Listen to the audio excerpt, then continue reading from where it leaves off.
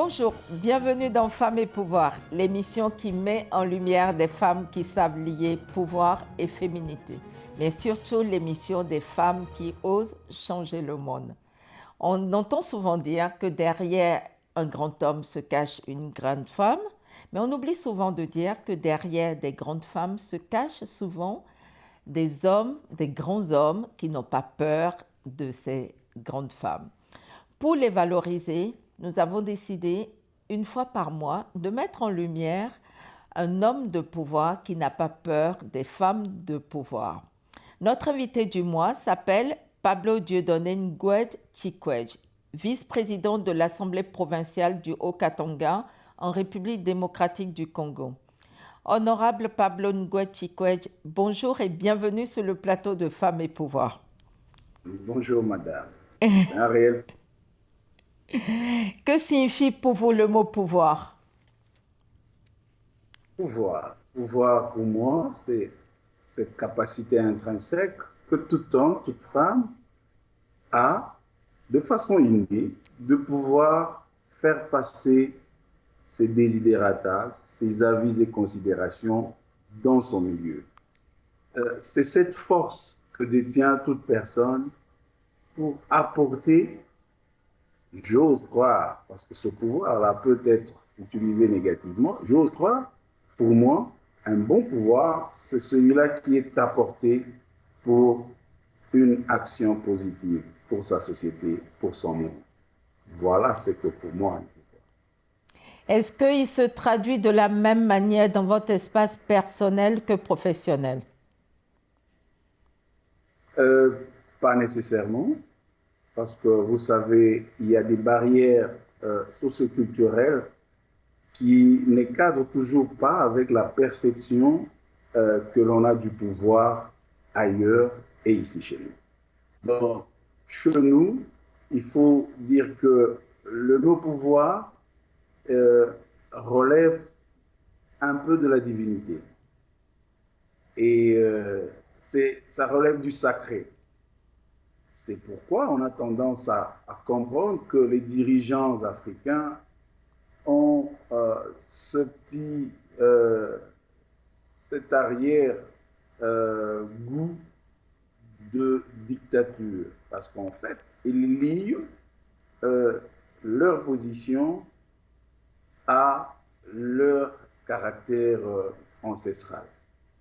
Donc, ça veut dire que c'est le pouvoir chez les dirigeants africains est unilatéral, c'est ça? Oui, un tout petit peu. Et c'est pour cela qu'on a difficile à comprendre le mot démocratie. Parce que tout simplement, on part d'une peau d'un chef traditionnel qui, de facto, parce qu'il a eu cette chance de naître dans une famille telle, et donc on ne devrait pas lui empêcher par rapport à certaines idées innovatrices. Non, c'est ce que dit le chef, c'est ce qui devra être exécuté. Alors, quand la notion de démocratie arrive dans nos milieux, ça pose un petit peu problème dans la compréhension de cette donne, cette nouvelle donne. Et donc, il faut du temps pour amener les uns et les autres à comprendre ce que cela signifie et ce que ça apporte comme bien dans la communauté. Il y a quelques semaines, vous étiez à Miami dans le cadre du 21e Forum Africando en partenariat avec Africa Femmes Performantes. Vous étiez accompagné d'une forte délégation d'élus, notamment des députés et des sénatrices. Je propose qu'on écoute un court extrait de votre intervention. Nous, pour lutter contre la corruption au Katanga, nous voulons mettre la femme en exergue, au devant.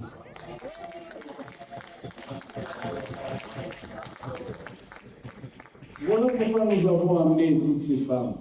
C'est pour qu'elles viennent apprendre, pour qu'elles comprennent le management, pour qu'elles comprennent l'approche managériale.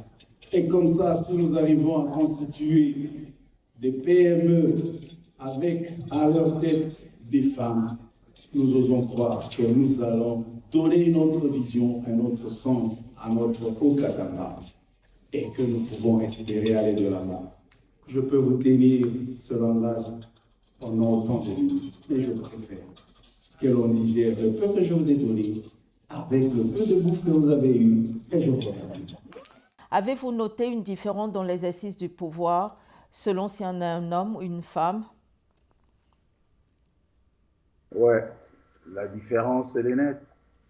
De façon naturelle, une femme se comporte comme une mère partout. Et donc, lorsqu'elle exerce Est-ce que ça, c'est pas un cliché?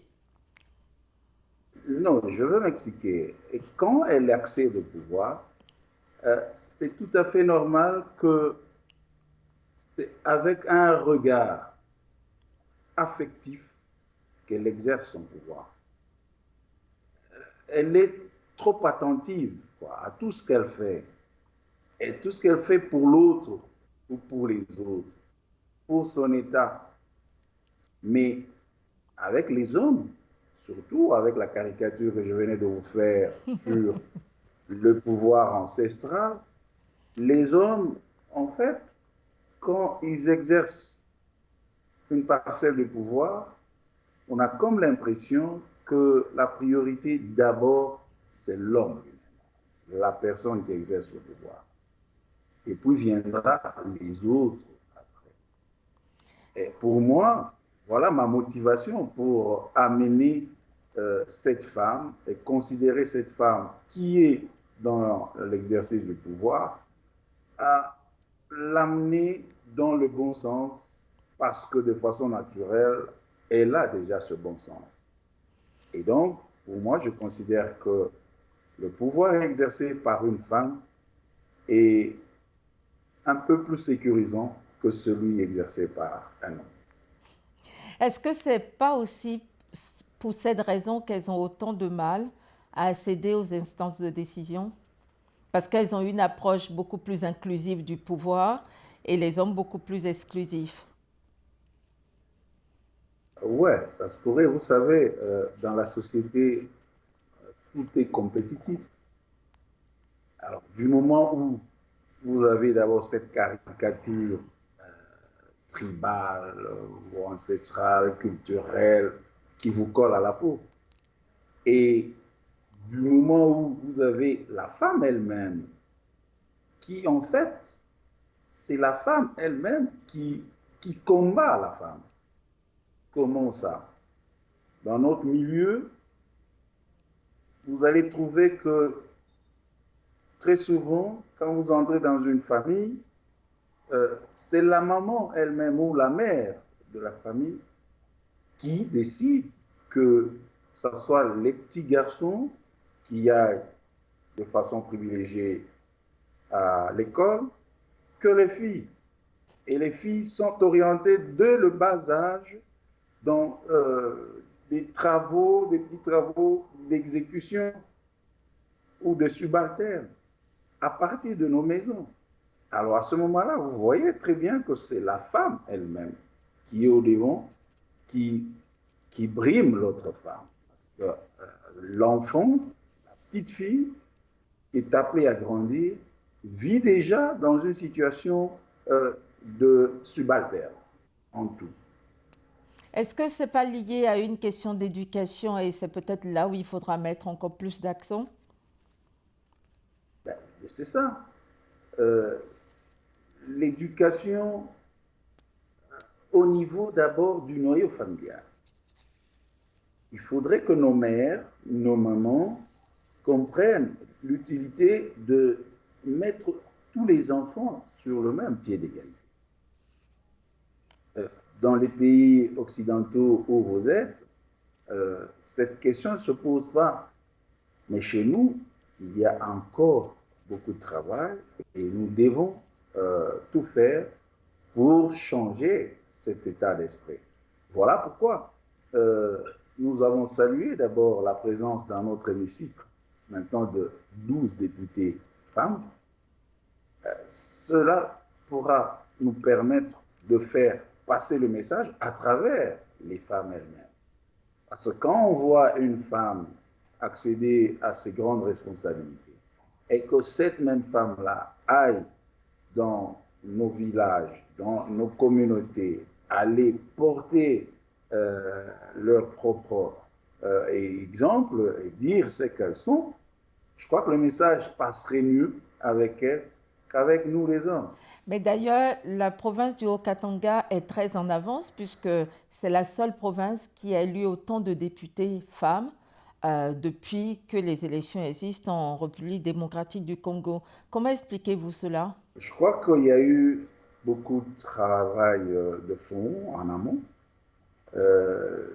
Il y a eu beaucoup d'associations, d'abord féminines, hein, qui sont montées au créneau, mais aussi l'engagement même de la femme dans la société civile, surtout, qui a fait que finalement, qu'on ait des femmes leaders par-ci par-là. Mais ce qui est encore intéressant, c'est, j'imagine, que c'est le mauvais comportement, entre guillemets, de ceux qui nous ont précédés. Parce que imaginez, dans notre législature, sur les 44 élus, il n'y a eu que 4 anciens qui sont reconduits. C'est que la société a lancé un message fort, comme quoi qu'ils n'avaient pas confiance dans ces personnes-là qui les représentaient avant. Et il fallait une nouvelle classe. Et cette même société va comprendre qu'il fallait que cette nouvelle classe, dans la nouvelle classe qu'on y retrouve cette fois-là, aussi des femmes, pour mieux équilibrer les choses. Et quand vous voyez bon nombre de toutes ces femmes qui ont été élues, ce sont des femmes, vraiment chacune dans son domaine, elle a excellé et s'est retrouvée dans ce milieu-là plus proche de la population. Voilà pourquoi la population les a choisis. Très bien. Sur ces belles paroles, on va faire une petite pause.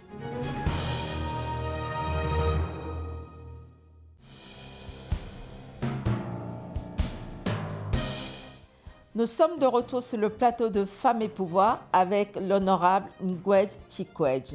Nous parlions tout à l'heure de la place des femmes dans les instants de décision, du fait qu'elles occupaient déjà des postes importants dans la société, du fait que la femme avait déjà un rôle très important et qu'aujourd'hui les électeurs ont voulu leur faire confiance dans le Haut-Katanga en leur accordant de nombreuses places de députés, notamment 12 places sur les 44 députés qui ont été élus. Pour accéder à ces postes-là, on entend souvent dire que les femmes qui ont du pouvoir, qu'elles ont dû sacrifier quelque chose. Est-ce que vous diriez que c'est la même chose pour les hommes? Et si oui, est-ce que vous avez sacrifié quelque chose? J'ai sacrifié mon énergie, mon temps. Et surtout, je suis resté loyal vis-à-vis et de mes propres convictions, mais aussi vis-à-vis des autres partenaires politiques ou des partenaires même intimes, à savoir ici ma femme. Il faut dire que sans ma femme, qui est ma première conseillère, je crois que j'aurais pu abandonner dès le départ. Et sans des amis sincères qui pouvaient nous apporter leurs conseils, j'aurais pu abandonner.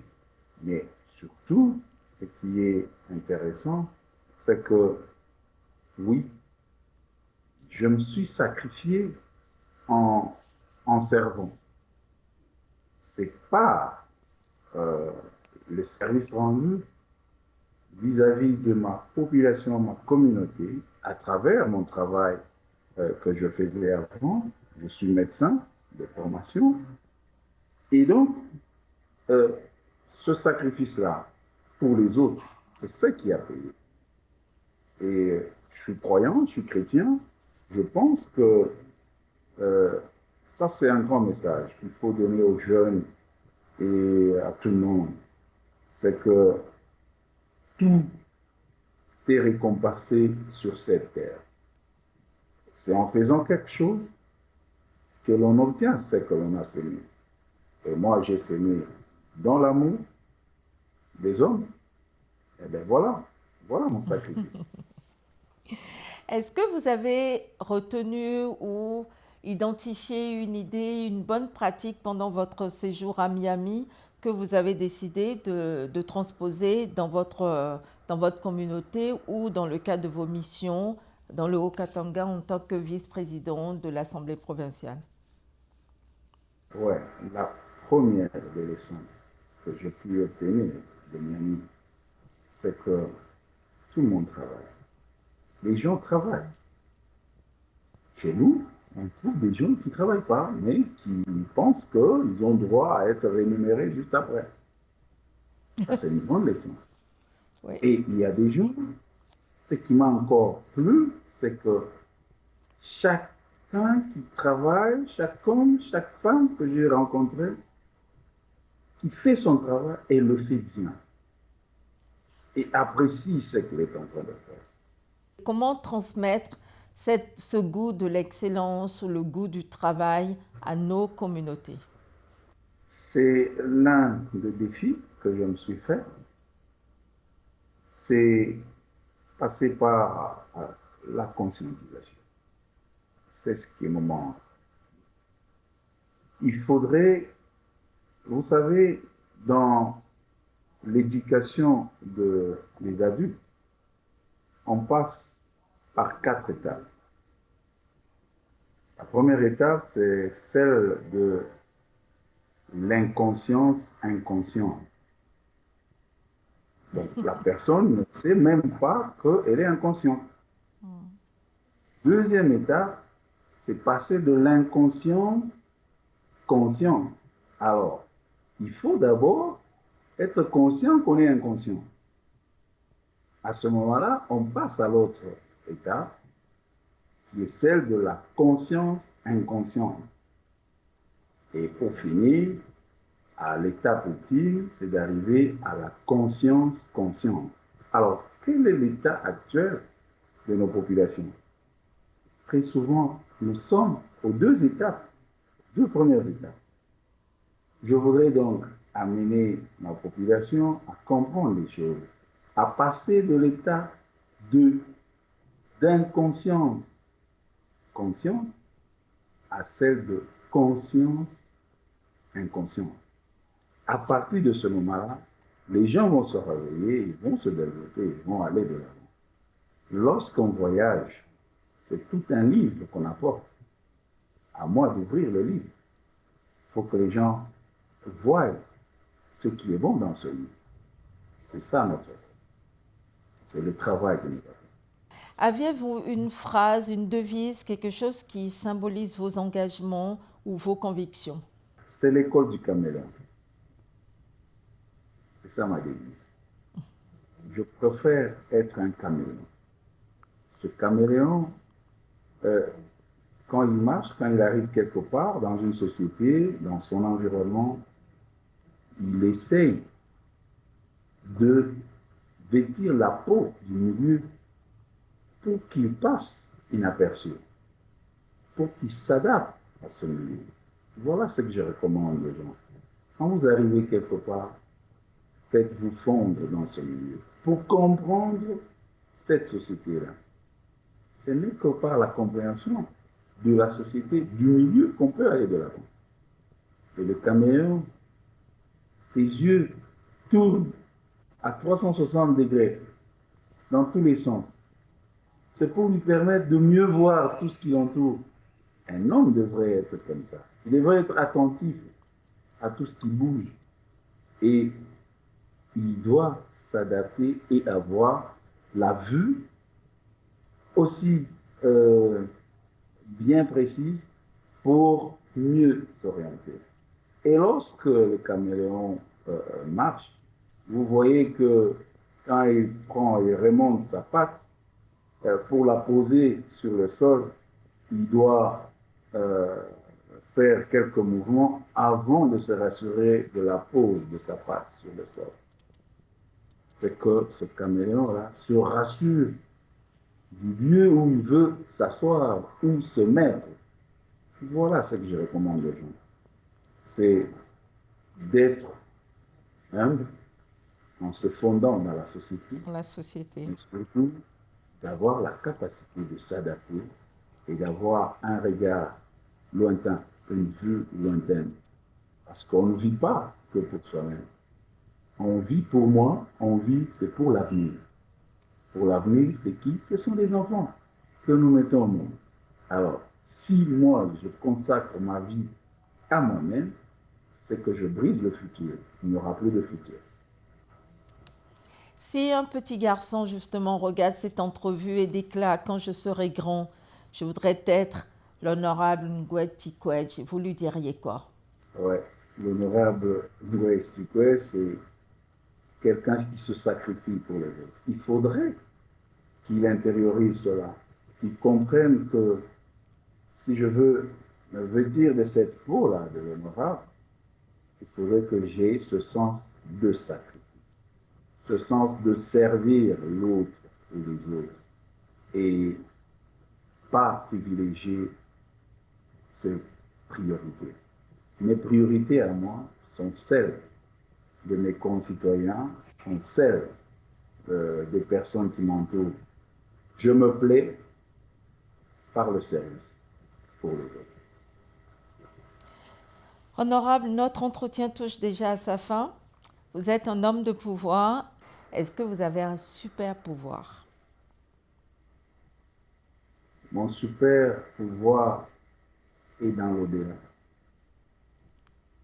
Je m'inspirais et je continue à m'inspirer de Nelson Mandela. Mon pouvoir vient de là. J'aime bien une phrase ou un adage de lui, c'est que lui apprend toujours de l'échec, qu'il n'avait jamais échoué, parce que tout simplement, l'échec était pour lui une motivation pour une réussite future. Je suis fait comme ça. C'est ce que vous appelez l'échec gagnant? Voilà, c'est ce que j'ai appelé tout à l'heure, l'échec gagnant. Je préfère avoir un échec qui puisse me permettre de mieux apprécier, l'échec et me réveiller pour aller de l'avant. Voilà ce que j'appelle échec gagné. Très bien, ben, ça sera le mot de la fin. Merci beaucoup, Honorable. Ça a été un grand plaisir de vous avoir. C'était Femmes et Pouvoir, l'émission qui met en lumière des femmes qui savent lier pouvoir et féminité. Si cette émission vous a plu, n'hésitez pas à nous soutenir en allant sur tous nos réseaux sociaux, Facebook, Instagram, LinkedIn et Twitter. Mais bien évidemment, sur YouTube et sur notre chaîne www.femmesetpouvoir.org. Je vous dis à très bientôt.